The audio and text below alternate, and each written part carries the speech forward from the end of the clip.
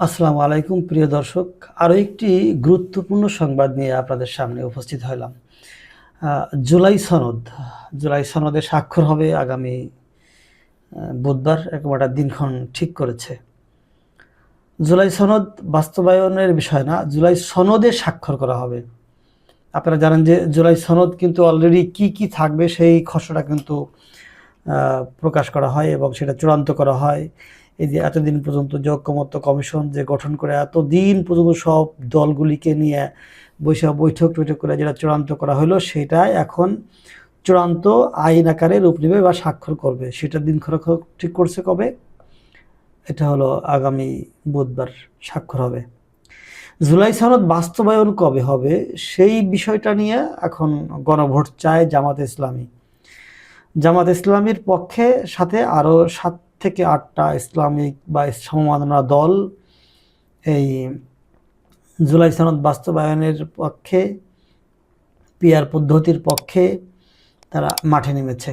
নির্বাচনের আগেই তারা চায় যে গণভোট হয়ে তারপরে জনগণ যে রায় দেয় সেই রায় অনুযায়ী পিআর পদ্ধতি হবে কি হবে না, জুলাই সনদ বাস্তবায়ন কি এখনই হবে না পরবর্তী সংসদ যারা গঠন করবে তারা করবে, সেই বিষয়টা চূড়ান্ত করতে হবে। জামাতের দাবি হলো জুলাই সনদ বাস্তবায়ন করে সেই জুলাই সনদের ভিত্তিতে জাতীয় সংসদ নির্বাচন দিতে হবে। আর বিএনপি চাইতেছে যে না, জুলাই সনদ বাস্তবায়ন হবে পরবর্তী সরকার যারা গঠন করবে তারা।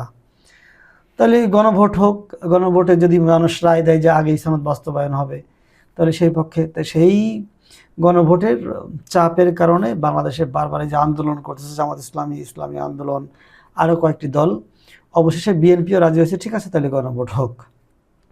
প্রথম দিকে কিন্তু বিএনপির তো রাজি ছিল না, অধিকাংশ সময় কিন্তু বিএনপি এগুলিতে তারা মানে বাধা বা তারা বিভিন্ন ধরনের কথা বলে একে পাশ কাটায় যাওয়ার চেষ্টা করছে। তাদের মধ্যে সম্ভবত ভিন্ন কোনো চিন্তা আছে, যে চিন্তা হয়তো তারা ওপেনে বলতে পারতেছে না। এবং আপনারা দেখছেন শুরুর দিকে কীভাবে নির্বাচন করে কিন্তু মাঠ গরম করে দিয়েছিল বিএনপি।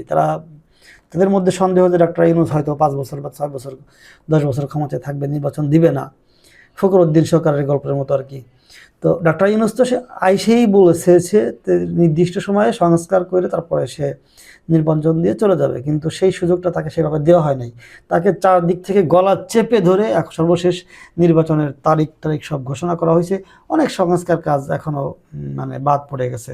আপনারা জানেন যে চট্টগ্রামে যে বন্দর বিদেশিদের হাতে দেওয়ার কথা ছিল সেখানে বাধা, তারপরে জুলাই সনদ বাস্তবায়ন, সংবিধান সংস্কারে বাধা, চুপ্পুকে সরানো সেখানে বাধা, তারপরে পিআর পদ্ধতিতে বাধা, তারপরে একাধিক এসে বিএনপির বাধার কারণে এগুলি আসলে বাস্তবায়ন করা যায় নাই। তো জুলাই সনদ সইটা এখনও বাকি, কোনো দল এখনও স্বাক্ষর করেনি। রাজনৈতিক দলগুলি স্বাক্ষর না করলে তো এটা একটা আইনে রূপান্তর হচ্ছে না। তো এটা স্বাক্ষর করবে আগামী বুধবার। এখানে বলা হয়েছে যে জুলাই জাতীয় সনদ সই হবে আগামী বুধবার। ওই দিন বেলা 3টায় জাতীয় সংসদের দক্ষিণ প্লাজায় এই ঐতিহাসিক স্বাক্ষর অনুষ্ঠানের আয়োজন করা হবে। এতে নেতৃত্ব দেবেন অন্তর্বর্তী সরকারের প্রধান উপদেষ্টা এবং জাতীয় ঐকমত্য কমিশনের সভাপতি ডক্টর মোহাম্মদ ইউনূস। অংশ নেবেন দেশের বিভিন্ন রাজনৈতিক দল ও জোটের প্রতিনিধিরা। তাহলে এই আগামী বুধবার যদি এটা সই হয়, তাহলে একটা আইন আকারে রূপ ধারণ করলো বা রূপ নিল।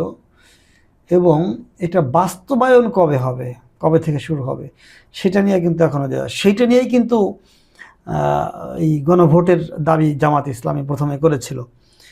মূলত জামাত ইসলামের দাবি যে জুলাই সনদের বাস্তবায়ন করতে হবে এবং সেইটার ভিত্তিতে জাতীয় সংসদ নির্বাচন দিতে হবে। আর বিএনপি প্রস্তাব রাখছে কি যে না, জাতীয় সংসদ নির্বাচনের দিন গণভোট হোক, জুলাই সনদ কবে বাস্তবায়ন হবে। তাহলে নির্বাচনের দিন যদি গণভোট হয় তাহলে এটা বাস্তবায়ন কবে হবে? নির্বাচনের পরে তো নতুন সরকার গঠিত হবে। তাহলে তারা এটা করতে দিতে চাচ্ছিল না। তো সর্বশেষ স্বাক্ষর হচ্ছে আগামী বুধবার, এটা বলা হয়েছে। আপনারা জানেন যে জুলাই সনদের অনেকগুলি পয়েন্টে নোট অফ ডিসেন্ট দিয়ে রাখছে বিএনপি। তার মানে এই পদগুলি নোট অফ ডিসেন্ট মানে কি, এটাকে আপনারা হয়তো হয়তো অনেকেই জানেন, যারা বুঝেন না বা জানেন না তাদেরকে বলি। নোট অফ ডিসেন্ট হচ্ছে যে তোমরা এটা বলতেছো কিন্তু এটা আমরা তোমাদের সাথে একমত না, কিন্তু আমরা মাইনে নিলাম, তোমাদের পক্ষে লোকজন বেশি বা তোমরা চাপ সৃষ্টি করছো সেজন্য আমরা মাইনে নিলাম, কিন্তু আমরা এর সাথে একমত না। এই হলো নোট অফ ডিসেন্ট। তার মানে যেই দাবিতে যেই কথায় আমি একমত না, সেটা তো আমি যখন পাওয়ার পাবো সেটা তো আমি তখন ক্যান্সেল করে দিতে পারি, বাদ করে দিতে পারি। তো বিএনপি যেগুলিতে নোট অফ ডিসেন্ট দিয়ে রাখছে এগুলি তারা বাস্তবায়ন না করে ক্যান্সেল করে দিতে পারে। তো এই জন্য যাতে ক্যান্সেল না হয় সেজন্য এটা আইন আকারে হবে এবং সের মাধ্যমে গণভোটের মাধ্যমে এটা বাস্তবায়িত হবে। তো বাস্তবায়িত যদি না হয়, নির্বাচন যদি তার আগেই হয়ে যায়, তাহলে তো সেই যাতাই। তো বিষয় হলো 54 বছর ধরে যেই ধারায় বাংলাদেশ চলেছে, এখনও যদি সেই ধারাই চলে, তাহলে এতগুলি মানুষের প্রাণ গেল, জীবন দিল, তাহলে এটা করে লাভ কি? এটা হচ্ছে জামাত ইসলামী, এনসিপি বা তাদের সাথে যারা আছে তাদের বক্তব্য। আর বিএনপি বক্তব্য হচ্ছে না, গতানুগতিক আগের যে ধারা ছিল সেই ধারাই নির্বাচন হবে, সেইভাবেই সব কিছু চলবে, সেইভাবেই আগামীতে সরকার গঠিত হবে, মানে সেই ধারাই তারা অব্যাহত রাখবে। তো এই ধারায় যদি থাকে, এই সংবিধান যদি থাকে, তাহলে তো সেই আবারও একটা পক্ষ ক্ষমতায় এসে আবারও সেই ফ্যাসিবাদ কায়েম করার একটা সুযোগ থেকে যায়। তাহলে ফ্যাসিবাদ কায়েম করার সুযোগ যদি থেকেই যায়, তাহলে এত কিছু করে কি লাভ? আমরা সেই আগের ভাবেই যদি চলতে বাধ্য হই। আচ্ছা, বৃহস্পতিবার জাতীয় সংসদ ভবনে ঐকমত্য কমিশন কার্যালয়ের সভাকক্ষে কমিশনের বৈঠকে এই সিদ্ধান্ত চূড়ান্ত করা হয় বলে কমিশনের সংবাদ বিজ্ঞপ্তিতে জানানো হয়েছে। তার মানে আগামী বুধবার যে সই হবে সেই বিষয়টা জানানো হয়েছে এই বৈঠকের মাধ্যমে।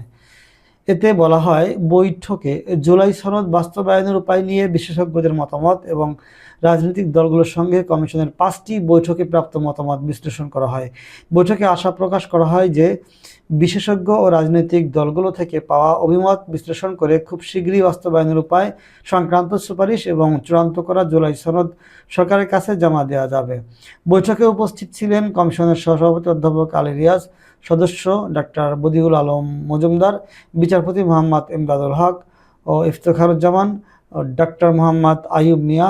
এছাড়া ঐকমত্য গঠন প্রক্রিয়া যুক্ত প্রধান উপদেষ্টা বিশেষ সহকারী মনির হায়দারও সবাই অংশ নেন।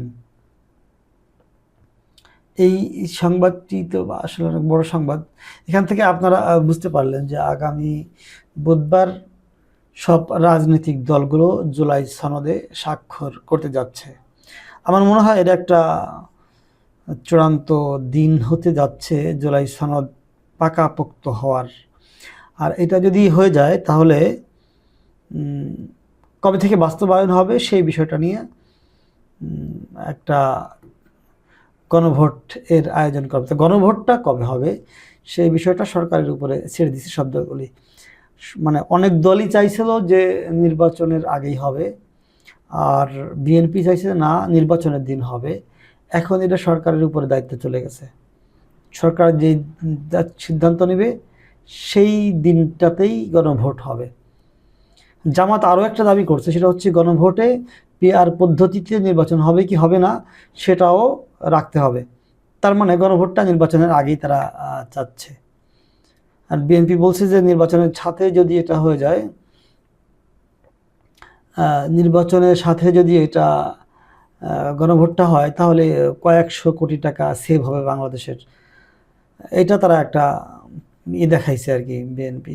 তো এইটা যদি দেখানো হয় যে কয়েকশো কোটি টাকা সেভ হবে, এই টাকার জন্য যদি সেভ করার জন্য যদি গণভোটটা সেই সংসদ নির্বাচনের সাথে হয়, তাহলে পিআর পদ্ধতিরই বা কী হইল? জুলাই সনদটার ভিত্তিতেও তো নির্বাচনটা হলো না, সেই আগের গতানুগতিক পদ্ধতিতেই নির্বাচন হইল।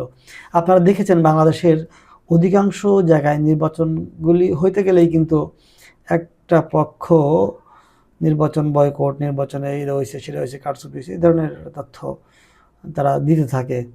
বিষয় হলো নির্বাচনে হারলেই নির্বাচন খারাপ হয়েছে, নির্বাচনে জিতলেই তার নির্বাচন ভালো হয়েছে, এই মন মানসিকতা যদি আমাদের মধ্যে থাকে, তাহলে তো আমরা নিরপেক্ষ না, আমরা গণতন্ত্রের পক্ষে না, আমরা আমাদের স্বার্থের পক্ষে এই কথা বলতেছি।